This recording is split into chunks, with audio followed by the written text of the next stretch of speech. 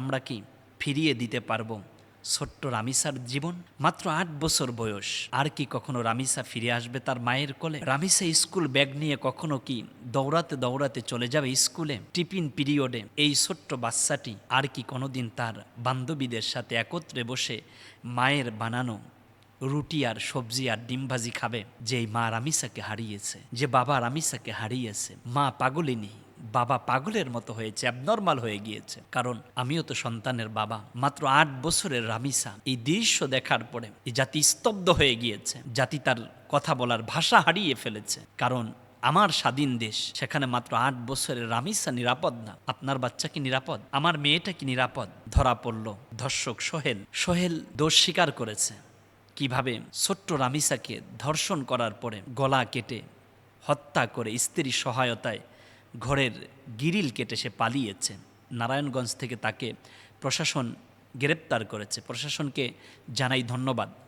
গ্রেপ্তারের মধ্য দিয়ে একটি ধর্ষণ মামলা তো শেষ হয় না। ধর্ষণ মামলা তো তখন শেষ হবে যখন ধর্ষককে প্রকাশ্য ফাঁসি দেওয়া কিংবা এনকাউন্টার করা, নতুবা জাতির সামনে তাকে প্রকাশ্য গুলি করে হত্যা করা। প্রশাসন কি করেন? একটা ধর্ষকের বিচার বাংলাদেশে কোরআনের আইন অনুযায়ী করেন। ২৪ ঘন্টার ভিতরে আমার ছোট্ট সোনার বাংলাদেশ ধর্ষণ মুক্ত হয়ে যাবে। জাতি হিসাবে আজ আমরা লজ্জিত। যে দেশে ধর্ষণের বিচার হয় না, সে দেশে ৮ বছরের শিশু নিরাপদ থাকবে সেটা তো চিন্তাই করা যায় না।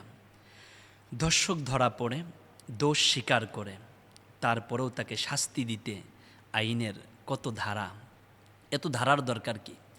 ধর্ষক ধরা পড়েছে, দোষ স্বীকার করেছে, প্রকাশ্য জনসম্মুখে তারে ক্রস ফায়ার দিয়ে যদি হত্যা করতে পারেন, জাতির সামনে যেমন সত্যের আইনের দ্বার উন্মোচিত হবে, ভিকটিম যেমন বিচার পাবে, ঠিক তেমনি তার পাশাপাশি এ দেশ থেকে চিরতরে ধর্ষণ বন্ধ হয়ে যাবে।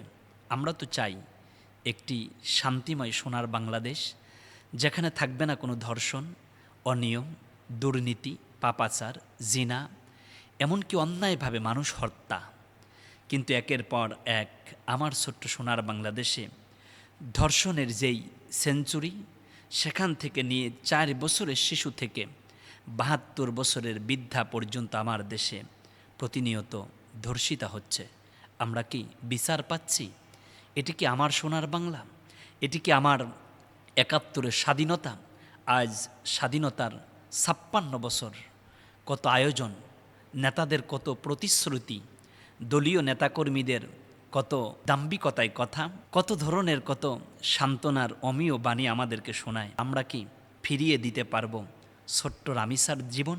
মাত্র ৮ বছর বয়স। আর কি কখনো রামিসা ফিরে আসবে তার মায়ের কোলে? রামিসা স্কুল ব্যাগ নিয়ে কখনো কি দৌড়াতে দৌড়াতে চলে যাবে স্কুলে? টিফিন পিরিয়ডে এই ছোট্ট বাচ্চাটি আর কি কোনোদিন তার বান্ধবীদের সাথে একত্রে বসে মায়ের বানানো রুটি আর সবজি আর ডিম ভাজি খাবে? যেই মা রামিসাকে হারিয়েছে, যে বাবা রামিসাকে হারিয়েছে, মা পাগলিনী, বাবা পাগলের মতো হয়েছে, অ্যাবনর্মাল হয়ে গিয়েছে। কারণ আমিও তো সন্তানের বাবা। মাত্র ৮ বছরের রামিসা এই দৃশ্য দেখার পরে এই জাতি স্তব্ধ হয়ে গিয়েছে। জাতি তার কথা বলার ভাষা হারিয়ে ফেলেছে। কারণ আমার স্বাধীন দেশ, সেখানে মাত্র ৮ বছরের রামিসা নিরাপদ না। আপনার বাচ্চা কি নিরাপদ? আমার মেয়েটা কি নিরাপদ? ধরা পড়ল ধর্ষক সোহেল। সোহেল দোষ স্বীকার করেছে।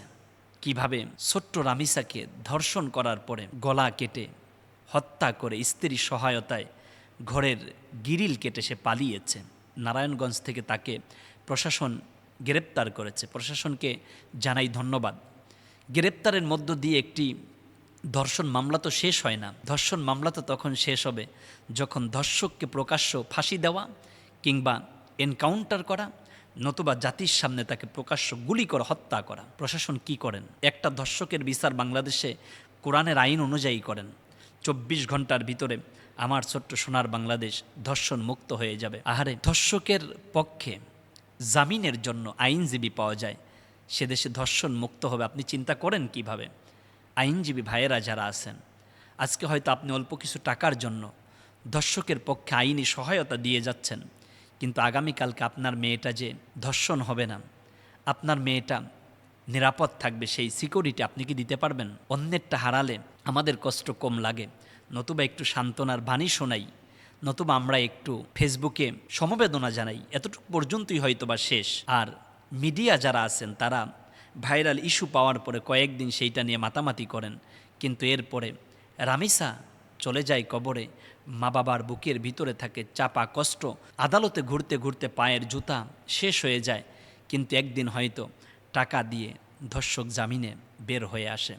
এটাই কি আমার স্বাধীনতা?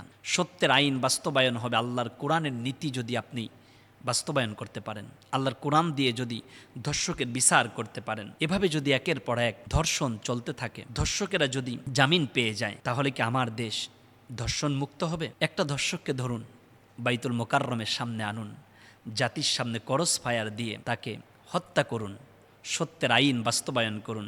আমি কথা দিলাম 24 ঘন্টার ভিতরে আমার ছোট্ট সোনার বাংলা ধর্ষণ মুক্ত বাংলাদেশ হয়ে যাবে ইনশাআল্লাহ। ওই দিন দেখলাম সৌদি আরবে ধর্ষকের জন্য পরিবারের আহাজারি, রোনাজারি, কান্নাকাটি, এমনকি জরিমানা দেওয়ার জন্য পরিবার চোখের পানি ফেলে ফেলে বিচারকদের কাছে কান্না করে করে বলতেছে যে আমরা জরিমানা দিব, আমরা ক্ষতিপূরণ দিব। এরপরও সৌদির আইন তো কোরআনের আইন না, বিচারকদের মন গলেনি। আইনজীবী যারা ছিলেন তারাও তো ধর্ষকের পক্ষে কোনো কথা বলেননি, তাকে করস ফায়ার দিয়ে দুনিয়ার থেকে বিদায় করে দেওয়া হয়েছে। এটাই তো কোরআনের আইন। এ আইন যদি কোনো দেশে বাস্তবায়ন হয়, তাহলে ওই দেশে কোনো ধরনের কুলাঙ্গারেরা মাথা উঁচু করে দাঁড়াতে পারে না। ছোট্ট রামিসা সেখান থেকে আপনার মেয়ে, আমার ভাতিজি, আমার ভাগিনী ধর্ষিতা হবে না, কারণ কোরআনের আইন থাকলে ধর্ষণ অটোমেটিকভাবে বন্ধ হয়ে যায়। আওয়াজ তুলুন সবাই, আওয়াজ তুলুন সবাই, কথা বলুন। নাগরিক অধিকার নিয়ে আমরা যদি বাঁচতে চাই, আমার পরিবারের সিকিউরিটি যদি দিতে চাই, তাহলে আপনাদেরকে আওয়াজ তুলতে হবে। প্রশাসন কি করেন? আমরা তো বহু ধর্ষণের মামলা দেখি, নথি পড়ে থাকে, আদালত থেকে ধর্ষকেরা জামিন পায়। এটা কি আপনাদের দায়িত্ব, নাকি এটা আপনাদের দায়িত্বের অবহেলা? জাতির সাথে গাদ্দারি করবেন না। যার যায় সে বোঝে, যার হারায় সে কাঁদে, কিন্তু আমরা হয়তো শুধু আফসোস করি। আফসোস দিয়ে তো দুনিয়া চলে না। রামিসার মায়ের চোখের পানি আর্তনাদ আল্লাহর আরশে আজিম পর্যন্ত পৌঁছে যায়। রামিসার বাবা বলতেছে এদেশে বহু ধর্ষণ হয়েছে, সেগুলোর বিচার যদি হতো তাহলে আমার রামিসা ধর্ষণ হতো না, আমার রামিসা ধর্ষিতা হতো না। যেহেতু ইতিপূর্বের ধর্ষণের বিচারগুলো বাংলার জমিনে হয়নি, তার মানে আমিও ধর্ষণের বিচার চাওয়া মানে আমার রামিসা ধর্ষিতা হয়েছে, জীবন দিয়েছে, ও তো জান্নাতি বুলবুলি হয়ে জান্নাতে উঠবে, এ বিচার তো আমি পাবো না। কারণ দুনিয়ার কোনো আদালতে বিচার দিলে সে বিচার পাওয়া যায় না, কারণ সব টাকার খেলা।